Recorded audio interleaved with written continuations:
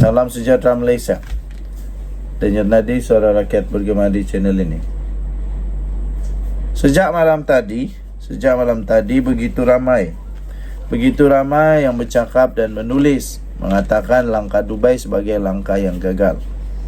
Ada nada gembira di sebalik keluhan demikian. Setidak-tidaknya yang pasti muncul esok ialah tahun baru, bukan kerajaan baru. Langkah Dubai yang dikatakan gagal itu kemudian dikutukan menjadi langkah bye-bye, langkah terbarai, dan langkah macam-macam lagi lah. Yang belum kelihatan cuma masih belum ada yang mendabik dada dan mengaku mereka lah yang memainkan peranan menyebabkan langkah Dubai itu tidak menjadi kenyataan. Seterusnya dianggap sebagai gagal.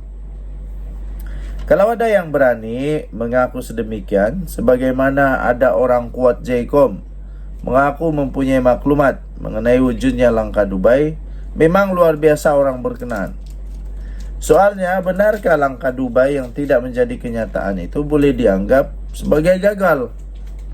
Sebelum itu, mari kita fahami makna gagal itu terlebih dahulu. Makna gagal terlebih dahulu. Kita faham dulu apa itu maksud gagal.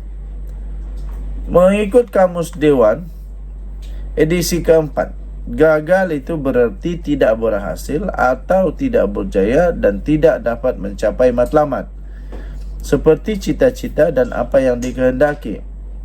Dalam erti kata lain, takrifan gagal itu mesti setelah didahului dengan usaha terlebih dahulu. Oleh kerana tidak berjaya dicapai meski setelah berusaha, barulah ia boleh dianggap sebagai gagal. Dalam konteks langkah Dubai, walaupun ia tidak menjadi kenyataan, ia sebenarnya bukanlah sesuatu yang gagal. Jauh sekali ia tidak menjadi kenyataan kerana digagalkan. Ini kerana langkah Dubai yang heboh itu tidak pernah digerakkan, tidak pernah diusahakan oleh sesiapa pun.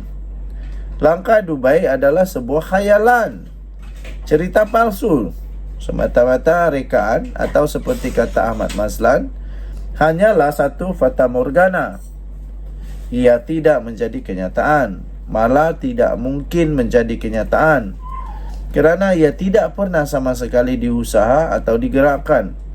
Benda yang tidak pernah diusaha atau digerakkan memang tidak mungkin akan menjadi kenyataan.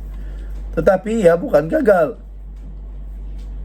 Macam orang yang tiada lesen memandu, tetapi tidak pernah belajar memandu, tidak pernah mendaftar untuk mengambil lesen dan jauh sekali pernah mengambil ujian memandu.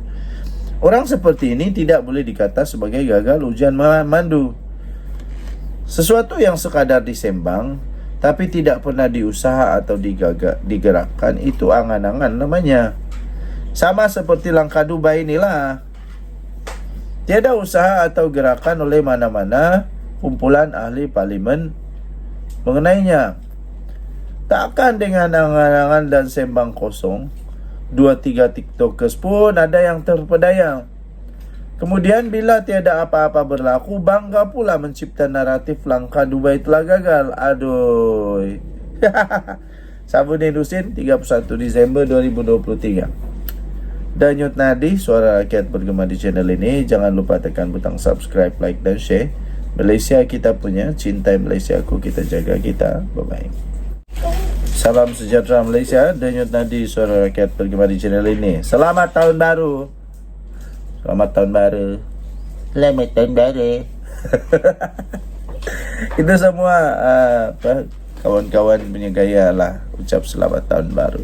Ada selamat tahun baru, macam-macam lah. Jadi saya ingin ucap selamat tahun baru pada anda semua. Langkah Dubai tidak akan menjadi kenyataan, bukan kerana gagal atau digagalkan, tapi tiada sebab. Tidak pun sebab, tiada tetapi sebab tidak pernah pun digerakkan. Belik jugalah. Tapi kenapa sekarang baru ada sebenarnya?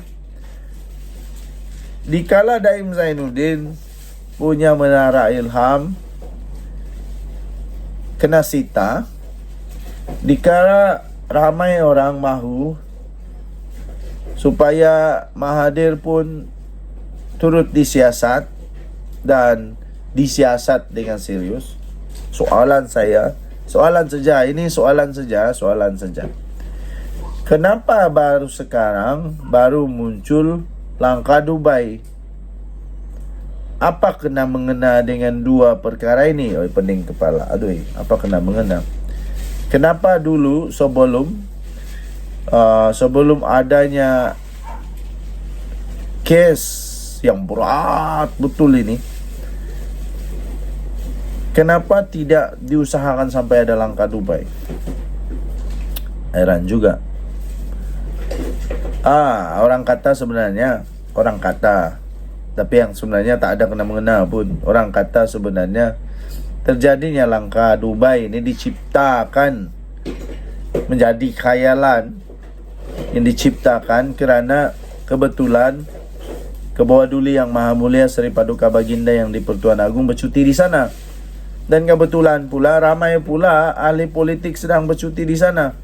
Ada yang bercuti, ada yang tidak tahu bercuti ke tidak, ada yang pergi umrah, ada macam-macam lagi lah. Jadi itulah sebabnya kononnya mereka akan tiba-tiba jumpa dengan Agong, lepas tu pergi pujuk Agong, macam-macam lah. Tapi macam mana boleh cukup 112 orang? Kenapa mesti di Dubai? Tahu-tahu Dubai itu mahal. Jadi terfikir juga, apa kaitan dengan Daim dan Mahathir? Tapi tiada kaitan sebenarnya. Tiada kaitan. Itu hanya persoalan orang kampung. Itu semua secara kebetulan saja terjadi. Okey. Tuan-tuan dan puan-puan yang dihormati sekalian, sekarang ini yang menjadi trending di media sosial ada dua. Satu, langkah Dubai. Dua, Menara Ilham Daim Zainuddin. Menara Ilham Daim Zainuddin yang disita. Paling teruk rupa-rupanya mengikut section yang dibuat siasatan itu.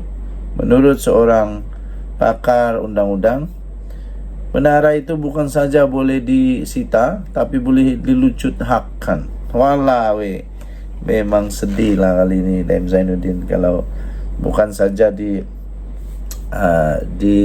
disita, tapi boleh dilucut hak, boleh dirampas sudah betul-betul hak dia.